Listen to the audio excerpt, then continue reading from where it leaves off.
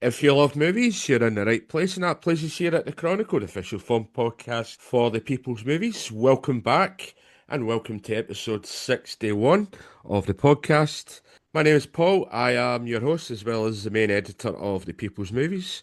Welcome to this new episode, and welcome back to Rosie, and a big welcome to Bradley. How are you guys?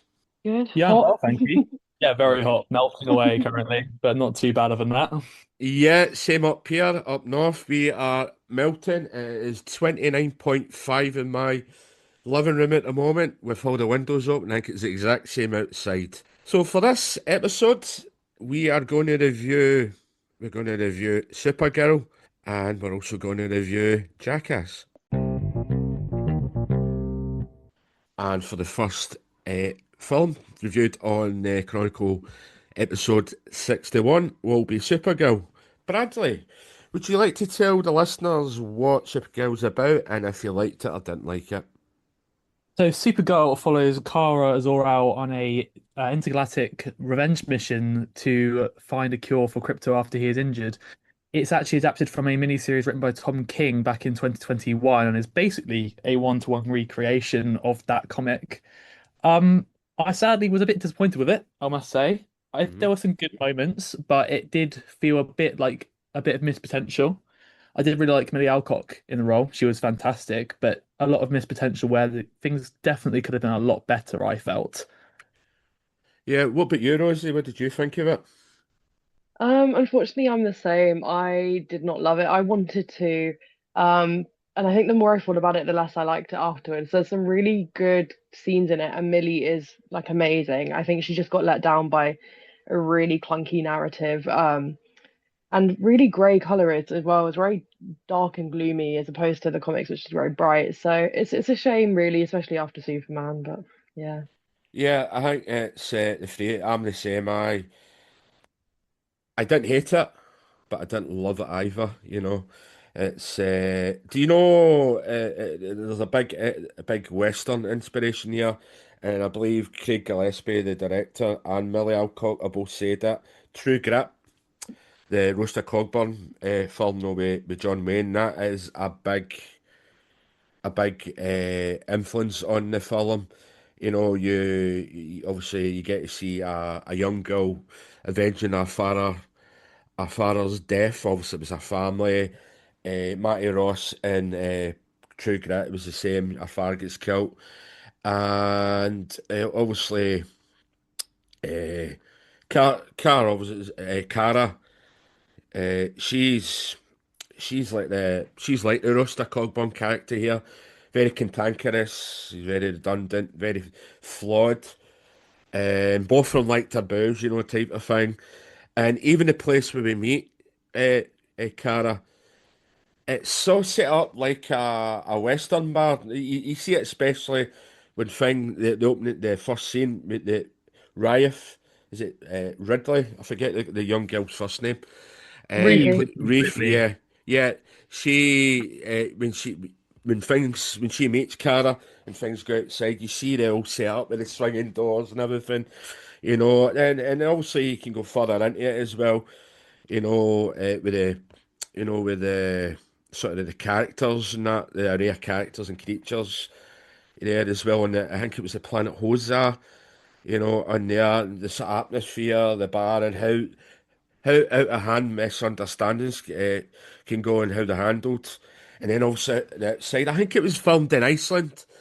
You can see because there's been quite a few films over the years that sort of filmed there as well. The sort of desolate landscape, you feel the harshness, the isolation, and the sort of sweeping plains as well. They all play an integral part of our westerns, and it's also a part of the sort of road journey that missions go, and obviously for Reef and Cara go through as well.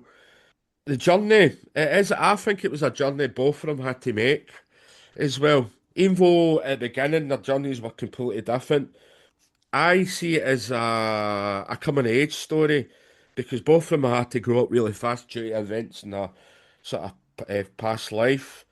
With Cara, they sort of heavy drinking, get out partying all the time. I know at one point Superman Clark, as he called, Cara calls him. he's saying, "Is that you? Still celebrating your birthday?" That type of thing. And then obviously quickly she starts to help Reef as well. As they're on the journey, she starts to understand that she understands the pain that Reef's going through, and if she goes that sort of succeeds in that road of vengeance, the pain will not go away, and and it will haunt you to the end of days. I'm going to hand it back to you guys 'cause I think I've sort of wandered off a little bit of this. Is there any things you want to add to that? Is there any you agree or disagree there? Well, I think it's Well, interesting you said about the Western element because I think one of the final scenes, um, I don't want to spoil too much, but I think one of the final fight scenes was it really gave very Western with the dirt and the bikes and the surrounding like the fight, and I Yeah, thought that was a really cool, probably one of the best fight scenes in the film. And I do think that Supergirl had a lot better fight scenes than Superman. That was yeah, one of the more enjoyable aspects of it. But I definitely can see the Western influence actually. Like it's interesting you pointed that out. find it quite interesting that you mentioned True Grit as well, because I was looking into some reading that the actual comic narrative originally was also inspired by it. So it makes oh, sense why the True Grit thing is coming from, because it's a direct adaptation. So it makes sense why the True Grit thing is coming through. But obviously, I'm not super well versed in my Westerns, but I could see that link. But I was also getting a very big, almost Star Wars meets Mad Max vibe going on with it, which I really, Mm. really enjoyed yeah, that element of it, and like the stylizing it and the kind of like grubbiness of everyone. What's frustrating about the film is there's a lot of elements that really succeed, and I think the production design does in a lot of in yeah, ways. Like the designs of the aliens all kind of harken back to like early Star Wars and those kind of like practical effects. Like they aren't, on the kind of like also James Gunn's Guardians films in terms of like how they design the aliens, yeah, and those elements were really strong. But it's kind of just frustrating that there's this really great world building and design that's going on that then kind of gets wasted. And also, when you mentioned Iceland, I would found it very frustrating that you've got these beautiful Icelandic vistas that they're shooting in, yeah, and the grade has just crushed everything down, and there's just no vibrance, there's no real color to it. Even Kara's suit looks so dull. And like I think that really kills the moment when you finally see her fully in it, because it's not really a spoiler, it's been talked about before the film. You don't really see that, we don't see Kara very much in the film, like in her suit. So when you finally see her at the end, it should feel like this triumphant moment, but it's just so dull, and like I think the music doesn't really swell with it very well either. That I think it just kind of kills that moment. And also, funnily enough, that final fight scene was great, but there is a very weird needle drop and a very weird music choice they went for there. I I think don't there's a know if lot of weird needle drops. yeah, I don't know if they were going for like a similar vibe as the Mr. Terrific scene from Superman, which I think all pretty much worked, but I think it was hit or miss with people. But I don't know why they were choosing that one. There were some good needle drops. The Wolf Alice one during the space bus scene, I yeah, really liked. Yeah, That one really suited it, and that's probably because I'm also a massive Wolf Alice fan. But yeah. yeah, that one me with really suited Halsey. it. Do you know in the bus scene that Seth Rogen was in it? Yeah, Oh, yeah, I was love he? that. Yeah, he was a Yeah, little late. He yes, was he a little was. Uh, that little alien was very like Grogu and Mandalorian-esque, especially after seeing that recently. I thought a lot of the when you say about Star Wars, a lot of the character design was very Star Wars-esque. I saw the Mad Max, and I think the biggest one was the Brigand in Matthias Schoenaerts' Creme. He looked like he Mm. just stepped right out of one of the cars that Mad Max was getting chased by. He could easily have straight to that scene. It felt more if he wasn't in that, it felt more he would have been in some sort of Lord of the Rings type character. That type of thing. That sort of character. Going back to sort of with you were saying the Supergirl, with the music and that. I see a lot of connections with the directors, Craig Gillespie's sort of the DNA is very similar to Corella with the Mm. music. Mm. With the music, because he went for that sort of gritty, punky, indie sort of rock score. Yeah, it worked at times and it didn't work at times. Obviously, I'm looking back and to me, early years, the girls that was my age that was going through that sort of time, they were more listening to the sort of dance music rather than rock music. Also, both characters, Kara and Corella, were looking for something. and but obviously what they were looking for is completely different as well. Sorry, so I'll hand it back to you. So I sort of interrupted there. You mentioned obviously it's a coming of age story for both of them, and it very much is. But I just felt, first of all, their dynamic I didn't love, Kara's and Ruthie's. And I don't know if that's also maybe just because, again, she's what, 13, 14, maybe at most. Her acting wasn't fantastic. The accent was quite constantly off, couldn't place where she was even supposed to be from. But I just didn't feel like the energy there between them. I think Kara had more chemistry in her small interactions with Superman than she had with Ruthie for most of the film. And that was very frustrating because that's really what it hinges on, because it's not really, it's like a dual protagonist kind of film. It's not just Kara's film, it's Ruthie's as well. Yeah, And I think it really needed to be written better, personally, because it just didn't land. The emotional moments didn't land with them between them at all. Like they're suddenly just really they go from not hating each other's guts to being friends and being really looking out for each other out of nowhere. And I think it hinges a lot on like the whole Supergirl brand and hope and truth and justice and being, a beacon of hope and a good person. I think it really like over relies on that aspect of the character to like make it work. Yeah, I think the one of the issues is how clunky and how much they tried to fit in meant that nothing properly landed. I said to a few people, but one of my main issues is there was that whole plot. This might get slightly spoilery. Is the whole plot with the brides. I felt like that could have been something like that was a genuinely terrifying and fairly relevant plot, but instead they just felt like so irrelevant to the story. When actually, like, when you think about it, it's a really gross, like, a gross thing that they're doing. They're taking these young girls and keeping them in cages, but all they seem to do is be like an afterthought, like, oh, they're still left in the ship, like we've got to go save them, or like they come to this planet and they still little girls, but it was never like fully touched on it. I think if you're going to include a story like that, it needs to be delved into a lot deeper rather than just being something that kind of moves the story forward. And even the stuff with crypto, like none of it felt truly emotional. Like I was never actually feeling happy or sad or any moment. I yeah, also kind of felt like the villain performance was just played too goofy and too zany that all you can think Mm. about is like, oh, he's a weird like villain that you He was kind of like flimsy. it was very flimsy, but you kind of also just forget that like he's doing all these things, and like the only reason that the audience will feel motivated against this man is because he hurt Crypto and the Crypto's a cute dog. And I think relying on the cute dog narrative is a very, very weak thing to rely on. Well, he did kill her family too, but Yeah, but like you don't get enough time with the family to care about them either. exactly.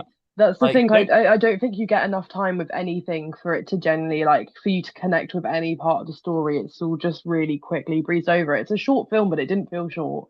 Well, I yeah, kind of wonder almost maybe, especially considering it's adapting an eight comic miniseries, this plot probably would have been stretched better over like a 6 to 8 episode like limited Mm. series. Like this maybe should have gone like the Lanterns route, for which obviously is coming out soon, where it's a longer project, but there's more time to breathe. You can visit some more planets, you can do some more things with the characters and develop things more. Because it just feels like you're like you said, Rose, that it's jumping from point to point to point so quickly. There's never any time to sit with anything. And also they also just randomly choose to shove Lobo in and waste 10 minutes that they could have spent on other things in the Yeah, film. so unnecessary. He was so unnecessary. I think he was supposed to be originally in the original comic series, so I think they might have thought, oh, here's an opportunity to put him in the film and like do that right because we didn't do it before. But it just felt Mm. like a waste of time. Yeah. the Lobo character was originally wasn't going to be in it. I got the impression where they've been trying to do Lobo for a long time, especially Jason Momoa. You could see he loved everything he was doing in it, but he felt well out of place. Before I go back to him, back to Matthias Schoenaerts, Krem, I never felt him as a baddie. I just felt him as a pain in the backside, basically. Because you, Mhm. at the beginning, you thought, yeah, here we go. We're going to see his strength and his power, how nasty he is, and then obviously what he does to Crypto. It just comes, as you said, it comes across as very shallow, very. I don't know if the comic book gives him more justice or he's been in the Superman comic book. They might give him more justice there. The Lobo character, I felt, yeah, well said, the sort of the fun moments. He didn't feel like he was part of that plot. James Gunn actually said that the actual story it's based on, it's like little stories in together, and I think that's how the script comes across, and that's why it's so sort of disjointed as well. Obviously, I think he was there to sort of show if you do go down the vengeance route, this is what it's like. He does share so many themes with Kara. Whatever, he was the one that destroyed his planet. Kara didn't destroy her planet. I want to know why. What if Jason Momoa looked like he was a reject for Kiss, with that makeup and the big, and he had like the big, what do you call him?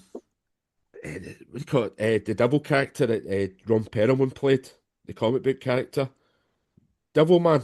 No, no Oh, Devil Man. Hellboy, Hellboy. Hellboy. Devil Man's the anime, the Go Naegi one.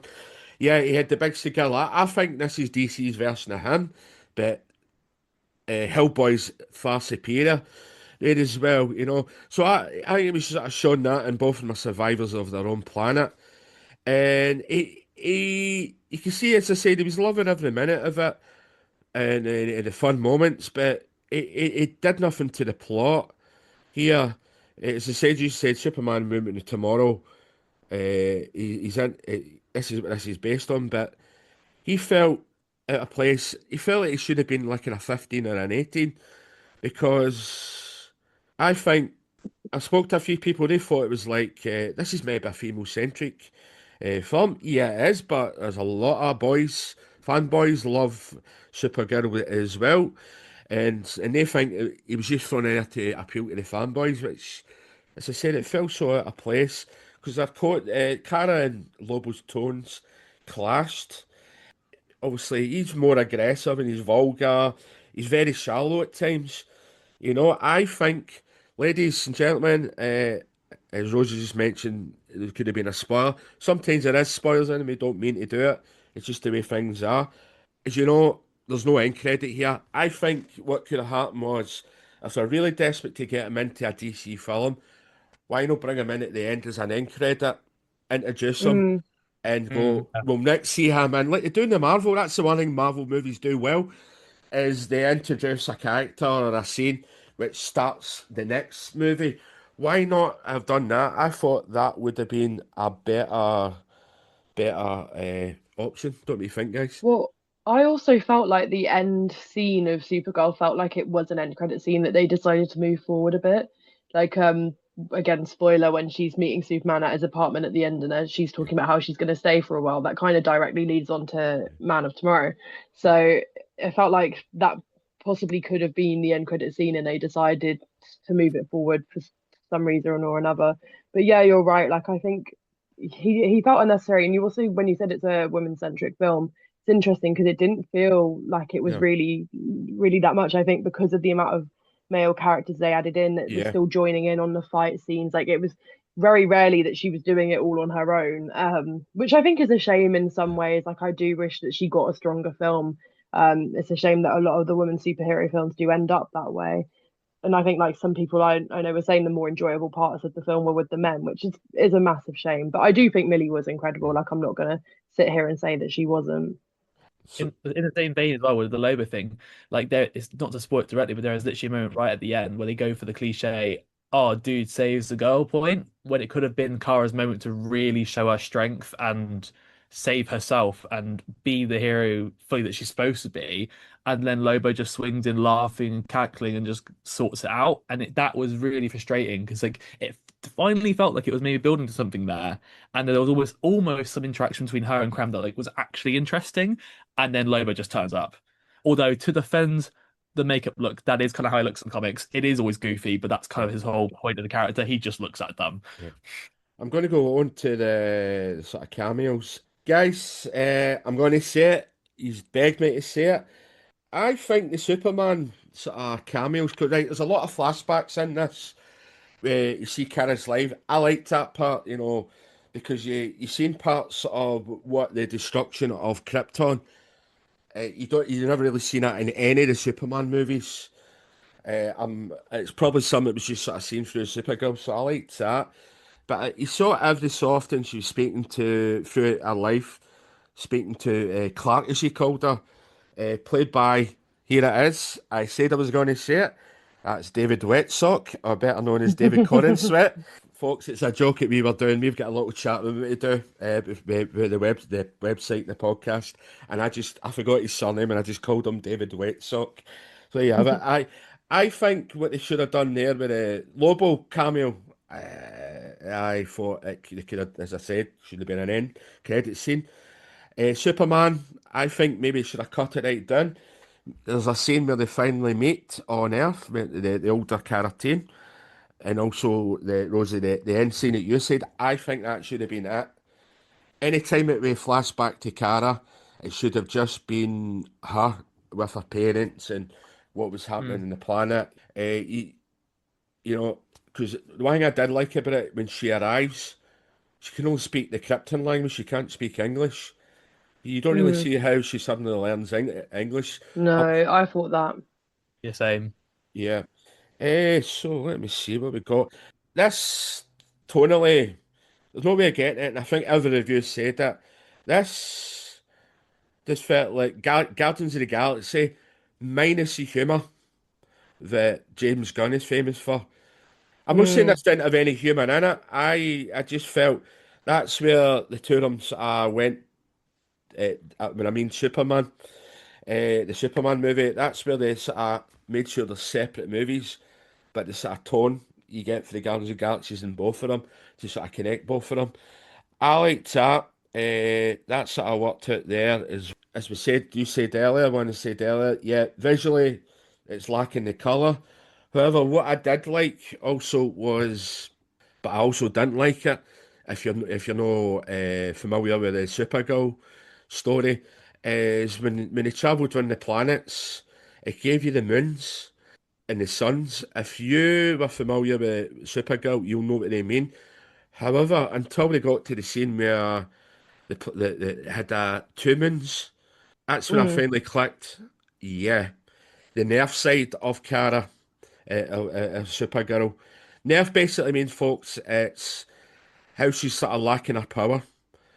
What's stopping her? Because the planet Hosa, she's loving herself there, and she doesn't have the power until I think it was nighttime or daytime. I can't 100% remember. Found that a little bit misleading because I hadn't a clue exactly what was going on. I don't know what you think. Well, I was thinking about this. Obviously, it's Superman and Supergirl thing. Kryptonians get their powers from the yellow sun. They basically act like a battery. They charge up. If they're a red sun, they have no powers. And obviously, there was a bit where on the planet with two suns, where there's a green sun, and it's killing her off. And I'm Yeah, not sure whether I don't know the comics well enough to know it's in the law, but it's not explained in the film at all why the green sun is affecting her beyond the fact yeah, that kryptonite is green, and that's like yeah, the only link you can make. And also, I also question how the hell did Krem even get kryptonite? Like, because that in the film is explained as having originated on Argo City. So how did he even get it in the first place? Sorry, mild spoiler, but like, how did he get it in the first place? That makes no sense. But it's just a leap to, oh, Green Sun, guess I'm dying, and that's the whole thing. And it's just a bit, it's just lacking any like forethought on it, I feel like. yeah, yeah. No, I totally agree. Right, folks, let's get this sounded up, and if everyone wants to sort of give their final thoughts and what rating they want for it. Rosie, do you want to go first? yeah, I gave it 2.5 stars, out of 5. I was originally leaning towards a 3, but I think the more I thought about it, there was just a few issues I had, like I mentioned about the brides and the clunky storyline. And while I always enjoy a superhero film, like don't get me wrong, I didn't sit there bored out of my mind. There are some good fight scenes, there are some good performances. I just felt the story was way too clunky. And the more I thought about it afterwards, the more things I was just unhappy with how they were executed. So that's why I ended up giving it 2.5. And you, I would Bradley? Yeah, I would kind of say similar. I read in my original review, I wrote 3 stars, but I could probably bump it down to 2.5. Like I said, Millie was fantastic, and I hopefully she'll get another chance to shine in Manor tomorrow if that film isn't too overcrowded with the cast. Um, but yeah, I was just disappointed because I've seen those comic panels for years and how beautiful they look, and I thought when they're adapting that, I was like, that's a great story to adapt. It's got some lovely visuals, but they mess with the colors, they mess with the design of the main villain, and made him look way too weird. Like he looks like a normal human. And like the performances in other places weren't great, and the story was just so clunky that it just wasted a lot of good potential, and it's like it's just disappointing because you can feel it almost reaching for things and then just falling about a few meters short of the mark. And that's, I think, the most frustrating thing with it because there is a potential for a good film there if maybe it's a bit longer or a bit better written. I'm going for 3 stars, and if anyone knows me, I never hated it.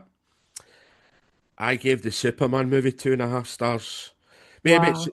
maybe it's just because I'm used to Christopher Reeves. And Mm. this, has any of you ever seen the original Supergirl from 1984? I haven't. No. With Helen Slater. I believe it was a canon movie. And Christopher Reeves, who was the Superman at the time, refused to appear in it. It was rated one of the worst films ever. It was poorly received by the critics. It was just embarrassing. It got to a point where the two people, the studio that owned the rights, gave it away. And that's the last time until obviously the Zack Snyder and the Warner Bros. They took up the reins. Yeah, as I said, I was more of a Christopher Reeve. Don't get me wrong, I didn't hate it. I just get a bit bored that all the Superman movies seem to be the same sort of three, four villains. What I liked about this, they tried something different, even though they failed on the sort of villain, no, the Matthias Schoenaerts villain. Yeah, the Millie Alcock's probably the best thing about it. She's very raw and you feel her pain as well. With the PST and the grief that she went through, and no kid and no teen should actually go through that. With the experience the same, obviously with Rafe experience as well. I liked the sort of Western side and all the sort of the connections with that. As I mentioned there, I think Supergirl was very stripped down and mentioned about the sort of nerf side of it. They should have done a little bit more of that. Yeah, it was an okay, solid coming age story. I liked the sort of difference with the Guardians of the Galaxy with the humour and the tone there. Lobo shouldn't have been in this or should have been an end credit. Apart from the sort of relevant tone and the solid performance with Alcock, I think this is one probably the completest. They're people who need to see it, or they people just think every hero film that comes out is the best movie ever, even though it could be the worst film of the year. So you have it, folks. We have 2.5, 2.5, and 3 stars for Supergirl. And for the final review of episode 61 of the Chronicle will be Jackass, or the new Jackass film. And I have a new reviewer with me, and it's James. James, is it James Morton? How are you, James Morton. James? Yeah, hello. I'm good. I'm good. I feel like I've seen Toy Story 5 and now I'm seeing Jackass 5. So yeah, Jackass we're 5, getting yeah.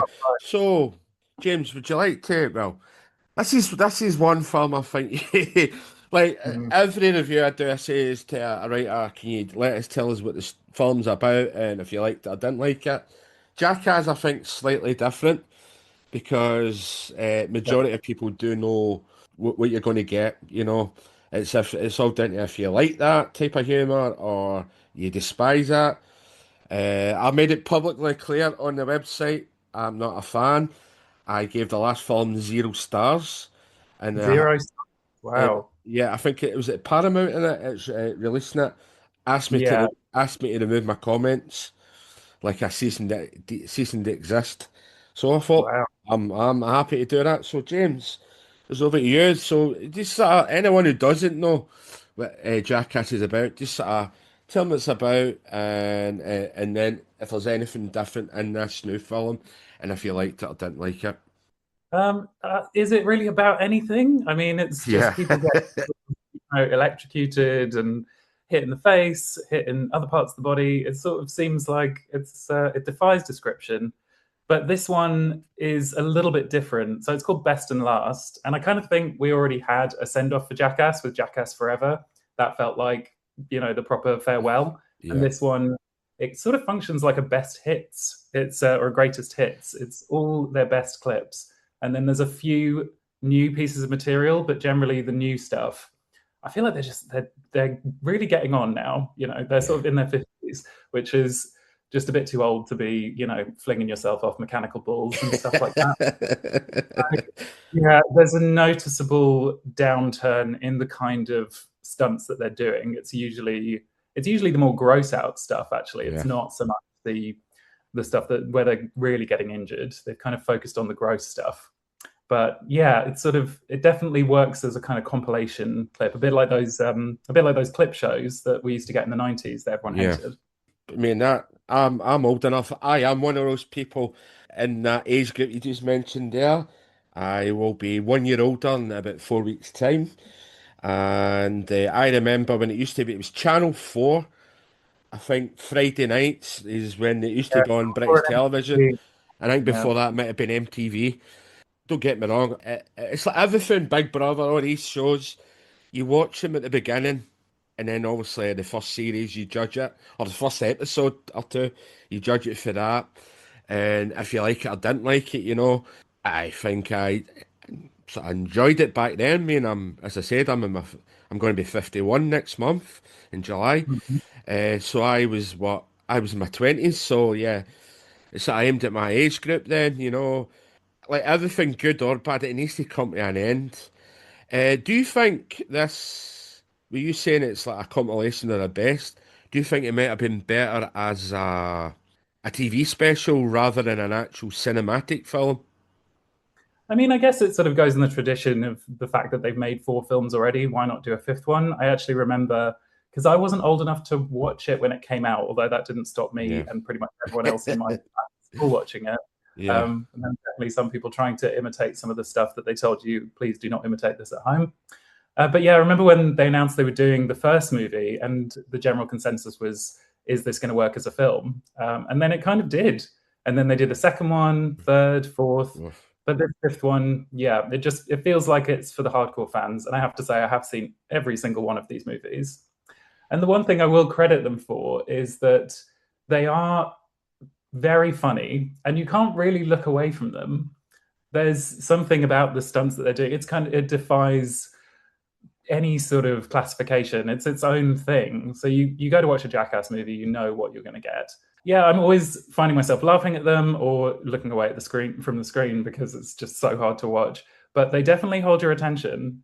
And another thing that I will say for them is that it really comes across how much this team of people care for each other. And I don't think we've seen anything like that, really. Across 30 years, they've documented this group of friends who seem to completely adore each other. I think it's potentially one of the best depictions of male friendship that we've seen on screen, which is saying something for a show or a series of movies that's basically just people, getting hit in the balls.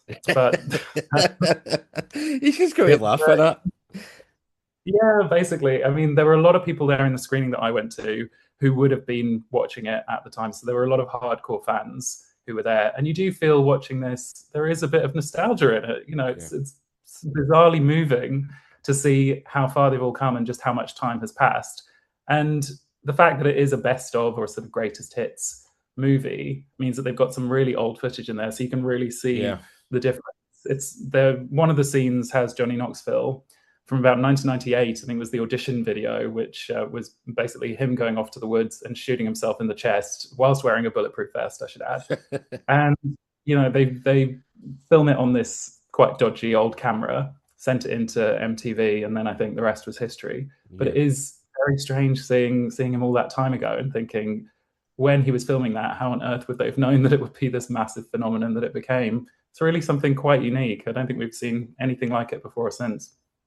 Yeah, it's definitely the uniqueness. That's probably what caught some of the shows that I mentioned earlier there, that it catches people's attentions. Let's just see what's going on here. As I said, it was a Friday night thing. I think it was 10:30 in the evening.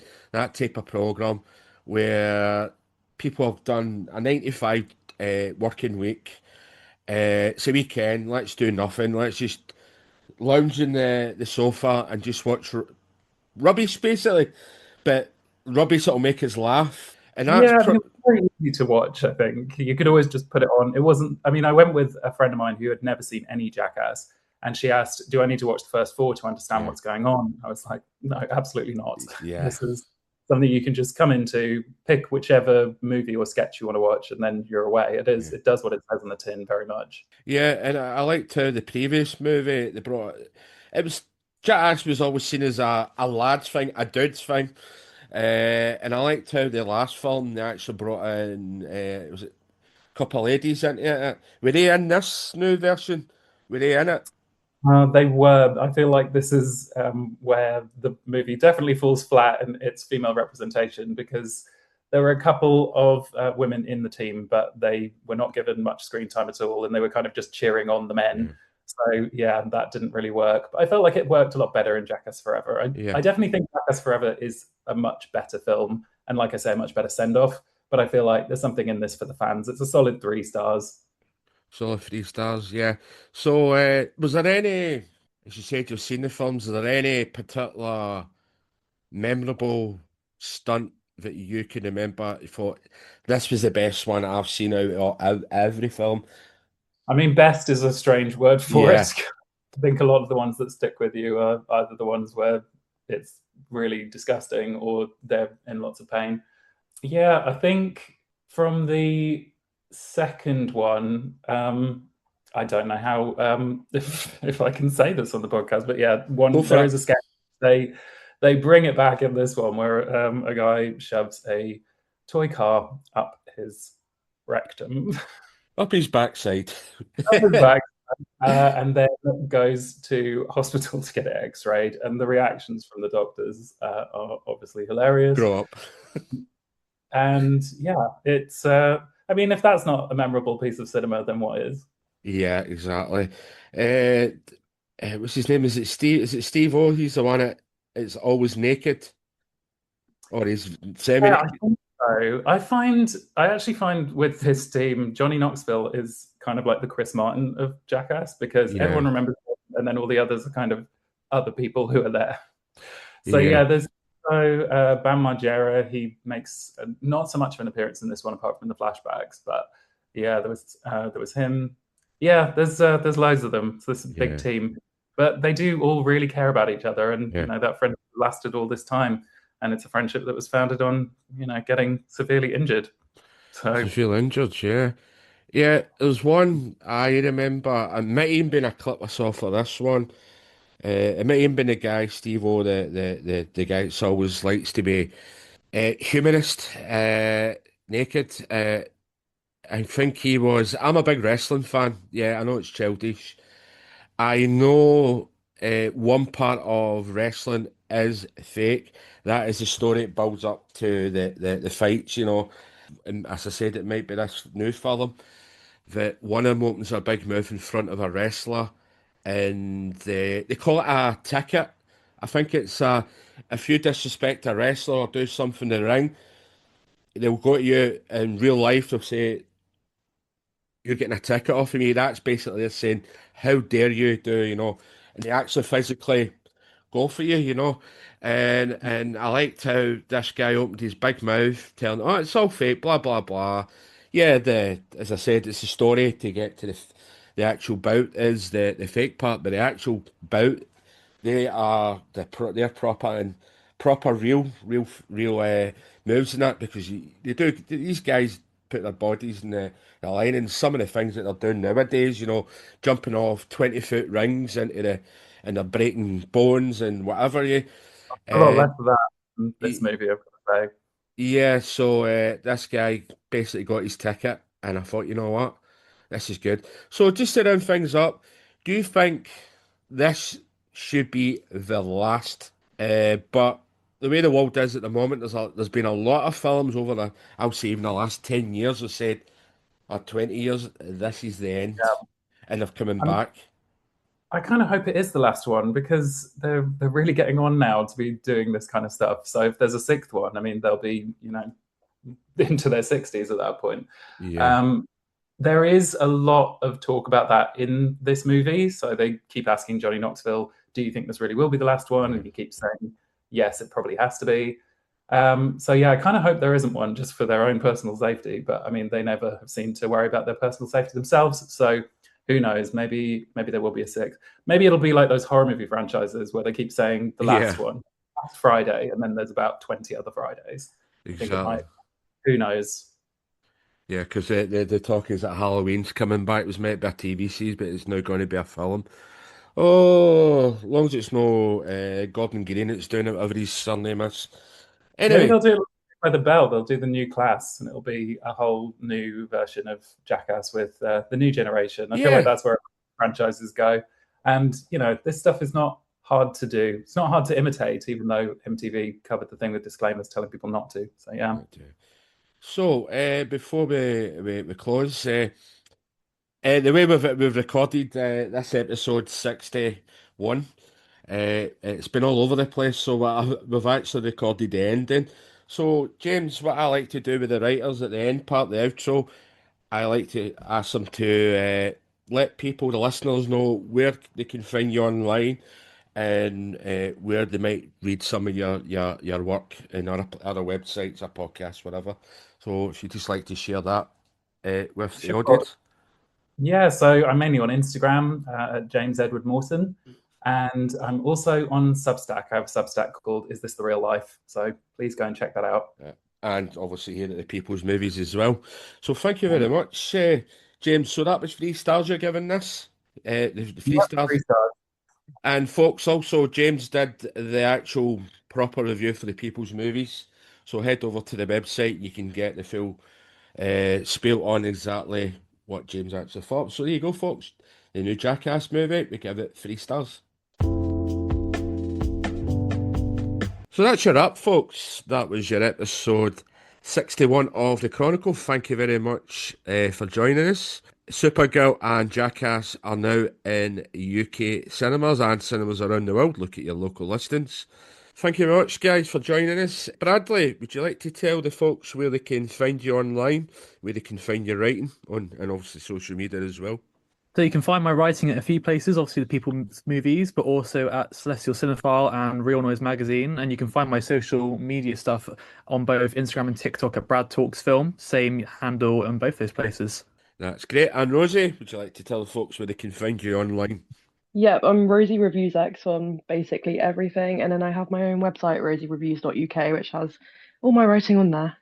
Thank you very much. And for myself and the Chronicle and the People's Movies, we're on several places. My main place is at Instagram at the People's Movies. You also find us at the People's Movies on Facebook and X. YouTube as well at the People's Movies Comedy. You will find episodes of the Chronicle and Chronicle Take Two over there as well. We also our interviews and all sorts of things there as well. You can also find the Chronicle on many of the popular places to download your favourite podcasts, such as Apple, Podbean, Spotify, Amazon, and YouTube. Sometimes we will continue the chat over at the Chronicle Take Two. Stay tuned on social media and obviously at the People's Movies for future episodes. You can sign up for our email newsletter over at the website, which will keep you posted on not just future episodes, but what we're also doing at the website. You can also show your support for the Chronicle and the People's Movies with Buy Me a Coffee and PayPal, and also Patreon. You will find the links over at the website. Do share this podcast on social media with your friends and family. And if you're listening on one of those popular podcast websites that I mentioned, do give us a rating. We are a very, very small podcast, and you sharing, rating does help other people to find that podcast. Thank you very much, Bradley and Rosie, for joining us, and thank you very much for yours. Enjoy the movies.